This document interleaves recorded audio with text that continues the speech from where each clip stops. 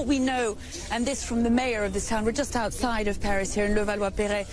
He spoke to French media a short while ago explaining that it was between 8 and 8:30 this morning, so more than a couple of hours ago now, that car, that BMW that's now still being searched for here in Paris, rammed into a group of military personnel on their way out of their barracks to begin their patrols. Now, this is part of the military operation that's been underway since January of 2015, Max, to try and cope with a terrorist threat that's facing France. But once again, this morning here in Paris, and it is the 6th time this year that military personnel or police officers have been specifically targeted, Max.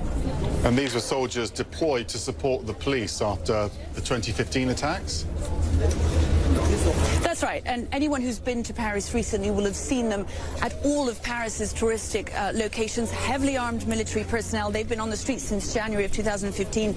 It is a heavy presence that you'll see all around Paris when you come and visit. And these were, the 6 were heading out. We now know, of course, that 2 of them, as you say, were quite badly injured, although none of their lives was threatened. This was also explained to French media by the mayor of this local town earlier this morning. But still, that BMW is being searched for, a dark-colored BMW, according to some reports. Another thing that the mayor mentioned, Max, was that according to witnesses here this morning, this car had been hanging around for some time, obviously waiting then for these military personnel to come out of their barracks, which is why they're telling us that this was apparently a deliberate attack. There's very little doubt about that at this stage. But again, the 6th time this year, we've seen a very different kind of attack here in Paris than we had in the previous years when civilians were specifically targeted. This time, once again, military personnel, police officers, policemen and women. That's what we've seen 6 times this year, Max, often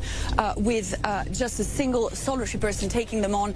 And once again this morning with a car. We've seen that a number of times over the course of the last few months. Those policemen and women or those military personnel being attacked by vehicles, ramming into them, either into their vehicles or, as happened here this morning in Levallois-Perret, military personnel who are on their feet and outside of their cars, hence the injuries that we are waiting to find out more about.